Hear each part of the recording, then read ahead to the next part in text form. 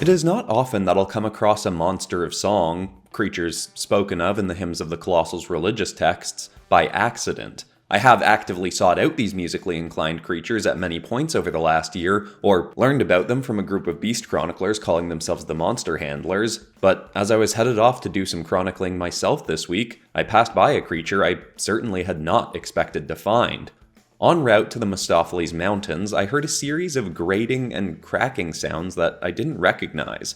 I looked down from the hillside I was hiking and saw in the distance a semi-draconic creature gnawing at and chomping through a thick oak tree.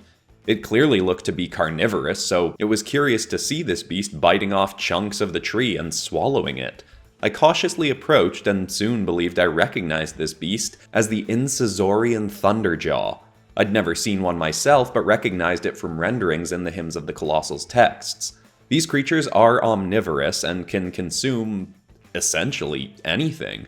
Their bodies are capable of digesting even solid stone and drawing useful minerals out of them. I didn't recall what sort of music they used to make before humans hunted them for so long that they began repressing their musical nature to stay hidden, but I'd been through the routine enough with other monsters of songs now to know that I could quickly find out. I pulled out a small lute from my bag and began to play a simple song as I continued to slowly approach. The creature soon took notice over its chomping and readied into a defensive position. I continued slowly approaching, playing my peaceful tune, and its hostility gradually faded until it had a grin like that of a sharp-toothed puppy. It opened its maw wide, then slammed it shut, and to my surprise, its massive teeth rattled in a way that was pleasant and a bit silly and clearly musical, though not in a way I'd ever heard. As is common when finding one of these creatures and helping encourage it to play its songs once more, the Incisaurian eagerly played along to my music and seemed disappointed when I eventually tried to hike away. So I stayed and played a few more songs before finally parting. And with that, the creature then bounded off, jovially clacking its teeth in a much more uplifted spirit than it had been in when I first saw it.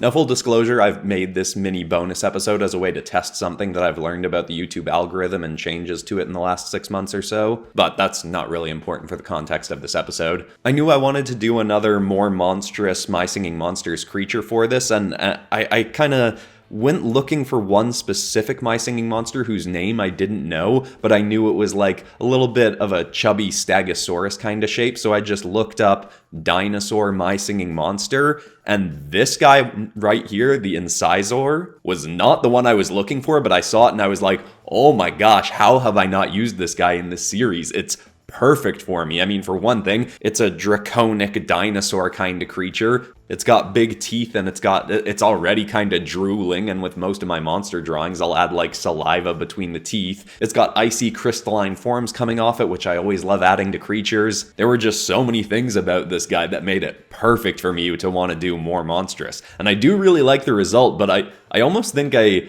could have upped the detail even more. Like, it's a fairly textured creature, but the original design also has a lot of texture to it. Like, it's got a lot of scales. So I probably could have upped the amount of scales per square inch of this guy. But I really, really love the pose that I ended up doing for him. And one little note for people about if you're drawing a creature, or maybe this is more specifically with my art and rendering style, but a creature that's mostly white, you may have noticed in this that the color I start him with is kind of a yellowish gray and a bit of a darker gray. And the reason for that is because then when I add my lighting in after the fact, if I had just made him his flat colors white right off the start, then I can't brighten that up anymore. Whereas if I start with a bit of a darker gray, when I add lighting on top of it, it can actually get brighter on parts. I also usually go with a bluish sort of white, like a really slightly tinted blue white, but with this one I went with yellow because I knew I was making the background purple and I wanted it to be high contrast to really stand out from the background. So I had a lot of fun with this one. I hope you all like the result, and let's take a look.